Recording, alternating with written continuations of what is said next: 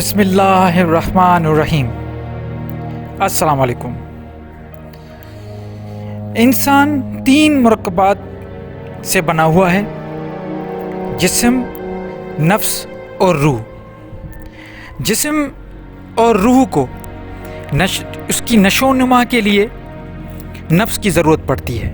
نفس کا مطلب ہوتا ہے آپ کی نفسیات، سینسز۔ اگر آپ کے سینسز ایکٹیو ہیں تو آپ کو پتہ چلے گا، بھوک کا بھی احساس ہوگا، پیاس کا بھی احساس ہوگا۔ اسی طرح روحانیت میں جو کچھ آپ کو نیڈ ہوتی ہے، جو کچھ ضرورت ہوتی ہے، اس کا بھی احساس ہوگا۔ تو اس کا مطلب ہے کہ نفس دونوں کو کنٹرول کرتا ہے۔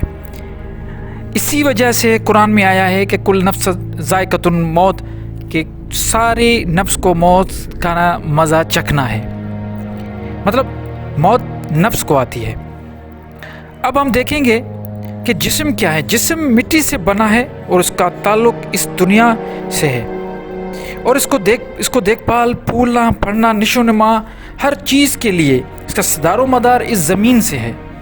زمین میں جو کچھ اگتا ہے، جو کچھ بھی ہے، اسی کے لیے ہے، اسی جسم کے لیے، چاہے وہ سورج ہو، چاہے وہ پانی ہو، ہوا ہو، سورج کی روشنی ہے، سب کچھ یہاں پہ ہے۔ گھاس بھی اگتی ہے تو زمین سے اگتی ہے، وہاں سے ہم اناج لیتے ہیں، یہیں سے ہم گوشت بھی کھاتے ہیں، یہیں سے ہم مچھلی کھاتے ہیں۔ ہمارا پورا جسم کا جو نظام ہے اس کا تعلق اس زمین سے ہے، اور جب ہم مر جائیں گے پھر بھی ہمیں اسی زمین میں دفنایا جاتا ہے، یا اسی مٹی سے ہم مل جاتے ہیں۔ اور ہماری جو ضرورت ہے، بڑی بات یہ ہے کہ ہماری جو بھی ضرورتیں ہیں، جو ہماری جسم کی، وہی ضرورتیں جانور کی بھی ہے۔ جانور کا جو سسٹم ہے وہ بھی ہماری طرح ہے۔ ہمیں بھی بھوک لگتی ہے، جانوروں کو بھی بھوک لگتی ہے۔ ہمیں بھی کھانا پینا اور ریپروڈکشن کے لیے نفسانی خواہش، نفساتی جو ہماری نفس کے خواہش ہیں ریپروڈکشن کے لیے، وہ بھی ہمارے بالکل اسی طرح ہے جیسے ایک جانور کے ہیں۔ مگر ہمیں اشرف المخلوقات صرف اس لیے کہا گیا ہے کہ ہمیں اللہ کی روح پھونکی گئی ہے، وہ جو جانوروں میں نہیں ہے۔ تو اللہ تعالیٰ قرآن میں فرماتا ہے، اور جب ہم نے اسے صحیح سے تشکیل کریں، ہم جب اس کو صحیح سے تشکیل کریں اور اس میں اپنی روح پھونک دیں تو تم سجدے میں گر پڑنا۔ تو بالکل اس طرح ہمارا ایک روحانی وجود بھی ہے جس کا تعلق زمین سے نہیں ہے بلکہ پوری کائنات سے۔ ہمارا روحانی جو رشتہ ہے وہ پوری کائنات سے ہے۔ اب اس کو بھی تو نشو و نما کی ضرورت ہوتی ہے۔ اگر اس کی نشو و نما ہوگی تو وہ ظاہر ہوگا، اگر اس کی نشو و نما نہیں ہوگی تو وہ ظاہر نہیں ہوگا، وہ اندر میں ہی رہے گا، اور انسان اپنی زندگی ایسے گزارے گا جیسے جانور گزار رہے ہیں۔ اب اس کو ظاہر ہونے کے لیے بھی تو غذا کی ضرورت پڑتی ہے، ٹھیک ہے؟ اب وہ غذا کیا ہے؟ کون سی ایسی غذا ہے جس سے وہ نشو و نما، اس کی روح کی نشو و نما ہوگی اور انسان روحانیت کی طرف جائے گا؟ جیسے جسم کا تعلق تھا زمین سے تو اس کی غذا بھی زمین سے آ رہی تھی۔ اب روح کا تعلق، جیسے میں نے آپ کو بتایا، اللہ نے روح پھونکی تو اللہ کے ساتھ اور پوری کائنات کے ساتھ اس کا تعلق ہے۔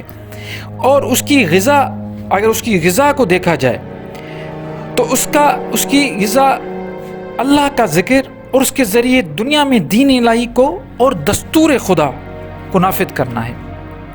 اب آپ سوچیں، آپ کی روحانیت اس وقت آپ کی بڑھے گی جب آپ اللہ کا ذکر اور اس کی جو بتائی گئی چیزیں ہیں اس کو فالو کریں گے۔ اگر آپ چاہتے ہیں کہ آپ کی روحانیت بھی بیدار ہو جائے تو اس کے لیے اس کی غذا یہی ہے کہ اللہ کے کتاب میں اللہ کی طرف سے جو بھی احکام ہیں آپ ان کو فالو کریں۔ مطلب آپ شریعت کے عین مطابق جب چلیں گے تو آپ کی روحانیت اور اس کا جو اثر ہے ظاہر ہونا شروع ہو جائے گا، آپ خود فیل کریں گے۔ لیکن اس کے لیے آپ کو کیا کرنا ہے؟ ذکر اللہ کثرت سے کرنا ہے۔ ذکر اللہ کا مقصد، میں ہمیشہ یہی کہتا ہوں کہ ذکر کا جو مطلب ہے وہ ایک تو یاد دہانی ہے، اور دوسرا میں نے آپ کو بتایا نصیحت حاصل کرنا۔ تو اللہ کی نصیحت اور اللہ کو یاد ہم تبھی کریں گے جب اللہ کی باتوں کو ہم فالو کریں گے۔ جب ان کو ہم فالو کرنا شروع کریں گے تو پھر ہمیں پتہ چلے گا کہ واقعی اللہ کا ذکر میں کون سے اثرات ہیں۔ جب ہم اللہ کا ذکر کرتے ہیں، اس کا مطلب ہم قرآن میں جو بھی تعلیمات ہیں ان کو ہم فالو کرتے ہیں، تو ہمیں روحانیت ضرور ملے گی، اور اس کے لیے جو مرشد کی تلاش ہوتی ہے، وہی مرشد ہمیں اسی کتاب کی طرف لے جائے گا، اور وہی کتاب ہمیں دنیا میں بھی کامیابی دے گا اور آخرت میں بھی کامیابی دے گا۔ تو اس دنیا میں رہتے ہوئے اپنے روح کو غذا دیں، روح کو نشو و نما کے لیے، بیدار کرنے کے لیے اللہ کا ذکر کثرت سے کریں۔